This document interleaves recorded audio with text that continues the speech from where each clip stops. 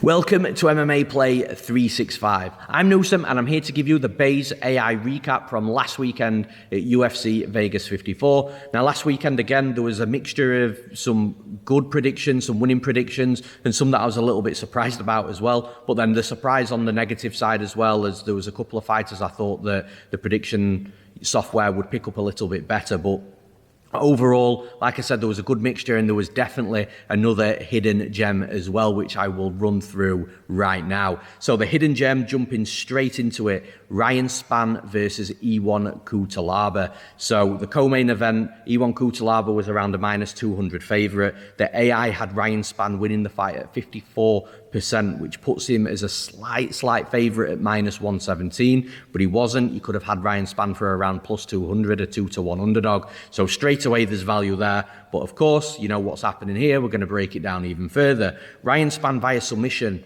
28%. Now that's +257 odds implied from the UFC prediction software Base AI. But on the betting line, this was +900, and that actually was a winning ticket, a winning cashed ticket, should you have been holding that ticket for Ryan Spann to win via submission. So +900 when the AI is saying that odds implied should have been +257, so plenty of value there. We're breaking it down even further. Ryan Spann to win by submission in round one, 24%. So this is only 4% less than just winning via submission, +317 odds implied. So the Base AI was saying Ryan Spann to win via submission in round one was at 24%. It should be +317 on the betting line. It was +2,000. It was a 20-to-1 ticket. If you'd have cashed that, a beautiful amount of value there. But guess what? We're breaking it down one step further. Ryan Spann inside the distance, so the knockout and the submission added together, 44%. So bear in mind, Ryan Spann was 54% to win the fight. Base AI was saying, look, he's going to finish the fight if he's going to win it. So 44%, that puts it at +127 odds implied, and you could have had Ryan Spann to win inside the distance at +330. So many angles you could have taken on this Ryan Spann versus E1 Cutelaba fight. There's your hidden gem of the card. And that's where the ton of value was. Now, I just want to talk about a fight that the Base AI prediction got wrong, but it was very, very close, and it also disproved the wide betting lines as well. I'm sure a lot of people are going to agree with me on this, as a lot of people cashed that ticket, and that's Petroski versus Maximov. Now, the AI said that Petroski to win was at 48%. That's +108 odds implied, so the Base AI was saying that Petroski should have been +108, but you could have had Petroski at +300 straight, 3-to-1 underdog, so there was plenty of value there. Even though the AI did very slightly favour Maximov, the AI was saying, look, it's a coin flip and the odds are too wide. So Maximov, although they predicted him to win, it was a borderline coin flip. The value the AI said was all on Petroski.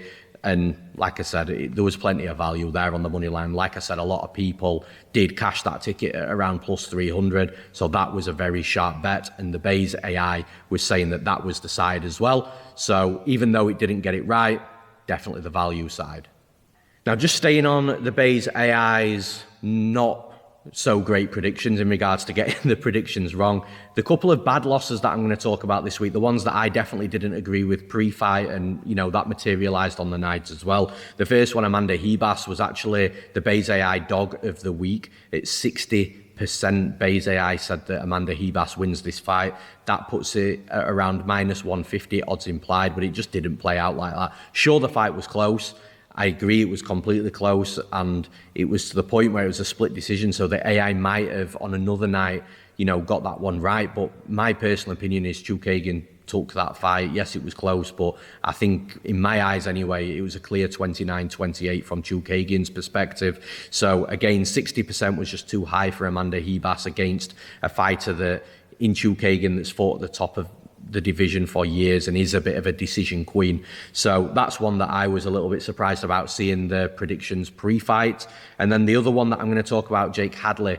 Base AI said Jake Hadley was 58% likely to win this fight. Odds implied, they were saying that he should have been -138. Now, the one thing that I do agree with this is that the betting line should have definitely been closer. It was way too wide. Jake Hadley shouldn't have been up at -200, -220. So the AI was definitely saying that the line should be closer, but it still favoured Jake Hadley a decent amount. And I actually bet Allan Nascimento. So this is one of the rare occasions where I actually beat the AI. It doesn't happen very often. It's normally the AI that screws me. So I'm glad to have at least got one back on the AI. But yeah, Allan Nascimento was the handicapper dog of the week this weekend, and he made that look easy. Allan Nascimento looked like he should have been the -200 favourite in this fight. So those are the two that I was really surprised about, and like I said, the Bayes AI did get the predictions wrong. The first one, Virna Jandiroba, the AI said that she had a 65% chance of winning, which I thought was nuts pre-fight. That puts Virna Jandiroba at -186. If you got in there early on Jandiroba, there was value. So she did open at around -140, but she closed at around -200. So depending on where you got Jandiroba, if you did bet it, the Bayes AI gets put out there sort of late Tuesday, so she would have been sort of in the middle of that -140, -200. So depending on when you bet her, depending on where the value is, but what I'm trying to explain here is I thought that Angela Hill had a good fight ahead of her and Jandiroba was going to come a little unstuck, but the AI had different plans and it was absolutely on the money because Jandiroba won very, very comfortably. Now, the second surprise winner, Manuel Torres, the AI had Torres at 63%, odds implied, that's -170.